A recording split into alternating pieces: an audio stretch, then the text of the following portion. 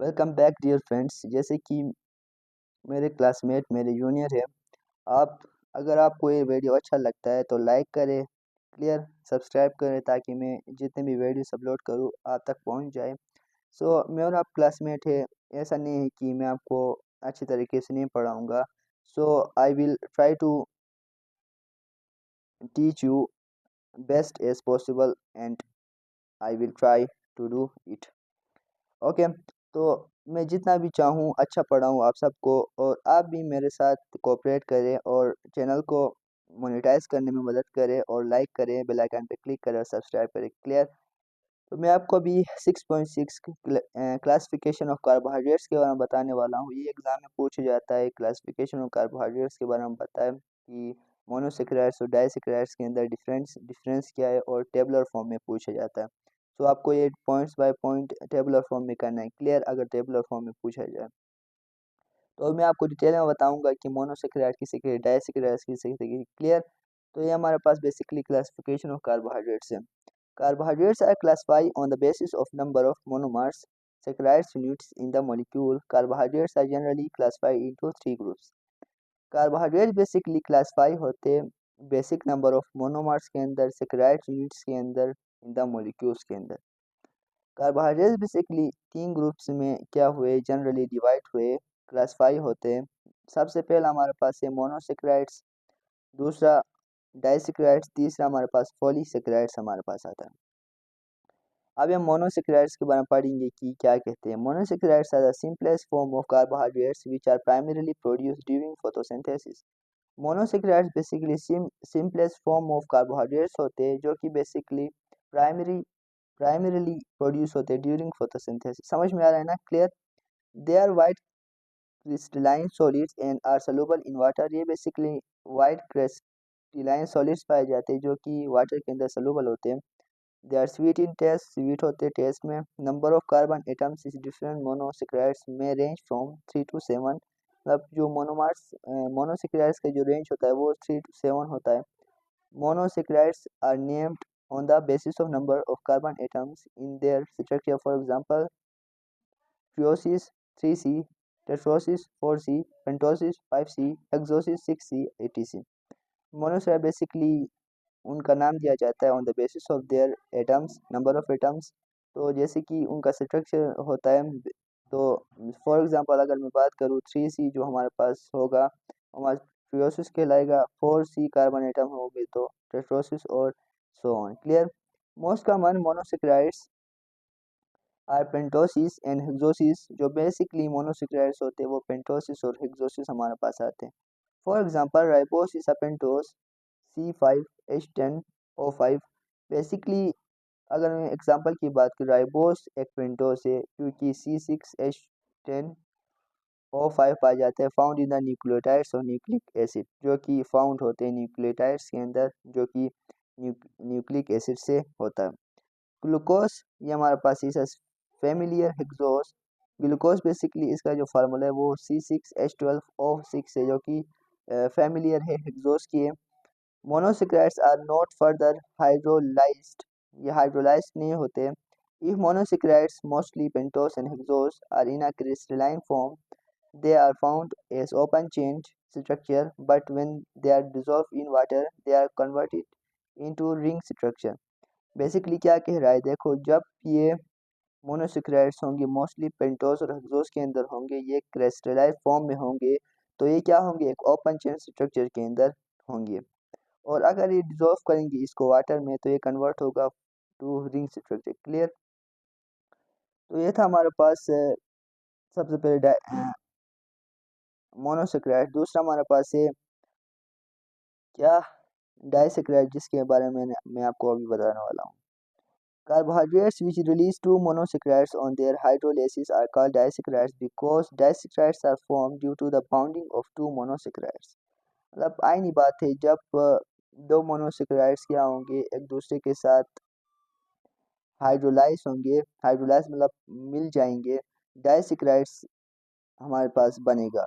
क्योंकि डाइसेक्राइड्स क्योंकि जब बाउंड बनता है डाइसेक्राइड्स के अंदर, वहाँ जब बाउंड बनता है मोनोसेक्राइड्स के अंदर, तो वहाँ पे हमारे पास डाइसेक्राइड्स बनता है। Clear. There also white crystal solid, ये हमारे पास मोनोसेक्राइड्स की तरह ही होते हैं, जो कि हमारे पास वाइट क्रिस्टलाइन सॉलिड्स पाए जाते हैं। They are comparatively less soluble in water and are less sweet in taste, मतलब ये एक डिफरेंस है हमारे पास। वो हमारे पास स्वीट होते थे, ये हमारे पास लेस सॉल्युबल होते हैं, वो सॉल्युबल थे। और ये हमारे पास स्वीट इन टेस्ट है, वो लेस स्वीट इन टेस्ट है, वो हमारे पास स्वीट होते थे। क्लियर। डिफरेंस भी आप देखिए। ठीक है। The molecular formula of disaccharides is C6H22O11, मतलब फॉर्मूला बनता है वो हमारे पास ये है। Clear. Example of disaccharides are sucrose, maltose and lactose, मतलब ये हमारे पास एग्जाम्पल्स है किसके, डाइसेक्राइड्स के।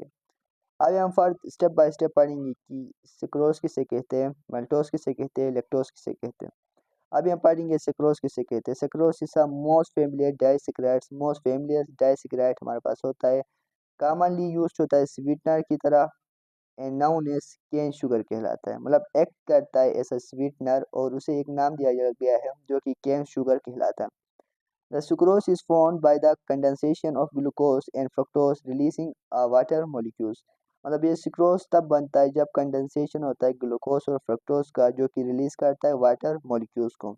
यहाँ पे दिया गया है, देखो ग्लूकोज प्लस होगा फ्रक्टोज के साथ, वहाँ पे हमारे पास सुक्रोज बनेगा और वाटर बनेगा, प्रोड्यूस होगा। Clear. Second the maltose।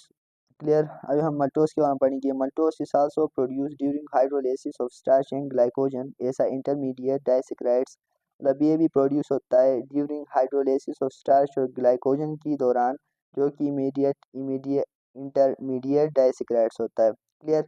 It is slightly sweet, very soluble in water.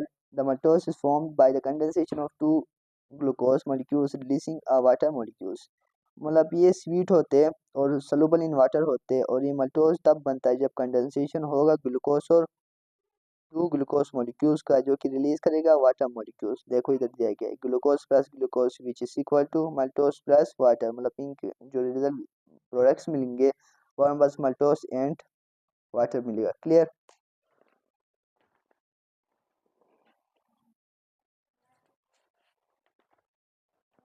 अभी हम डियर फ्रेंड्स लैक्टोज के बारे में पढ़ने जा रहे हैं। Lactose is naturally found in milk and milk product, मतलब ये बेसिकली नेचुरली होते हैं जो कि मिल्क और मिल्क प्रोडक्ट के अंदर पाए जाते हैं। The lactose is formed by the condensation of glucose and A glucose, मतलब ये तब बनेगा जब कंडेंसेशन होगी ग्लूकोज और ग्लूकोज का। यहाँ पे हमें दिखाया गया है, देखो glucose plus glucose which is equal to lactose plus water, हमारे पास रिएक्टेंट से प्रोडक्ट्स हमारे पास ये बने। क्लियर। तो अभी हम पॉलीसेकेराइड्स के बारे में पढ़ेंगे। पॉलीसेकेराइड्स मतलब तीन, दो, तीन, चार, इतने ज़्यादा भी हो सकते। Clear. Polysaccharides is largest group of carbohydrates. They are complex carbohydrates and the polymers of more than 10 monosaccharides, मतलब क्या कहा गया है देखो। पॉलीसेक्राइड्स बेसिकली एक लार्जेस्ट ग्रुप ऑफ कार्बोहाइड्रेट्स पाया जाता है। ये कम्प्लेक्स कार्बोहाइड्रेट्स होते हैं जो कि क्या होते हैं, पॉलीमर से मिलके बनते हैं और मोर देन 10 मोनोसेक्राइड्स से मिलके बनते हैं। Clear. They are produce in the cell of plant and animal to store energy, extra carbohydrates, food and energy such a starch, glycogen, मतलब बेसिकली क्या कहा गया है देखो, ये हमारे पास प्रोड्यूस होते हैं सेल्स ऑफ प्लांट के अंदर, एनिमल के अंदर भी होते हैं, और ये स्टोर करते हैं एक्स्ट्रा कार्बोहाइड्रेट्स को, फूड को और एनर्जी को। बेसिकली हमारे पास स्टार्च एंड ग्लाइकोजन हमारे पास आते हैं। They are storage molecules of carbohydrates, ये हमारे पास स्टोरेज का मॉलिक्यूल्स होते हैं कार्बोहाइड्रेट्स के। Polysaccharides are not sweet in taste, rather usually tasteless, मतलब ये टेस्ट नहीं होते, टेस्टलेस होते, मतलब उनका टेस्ट ही नहीं होता है। They eat many monosaccharides unit upon complete hydrolysis for energy use.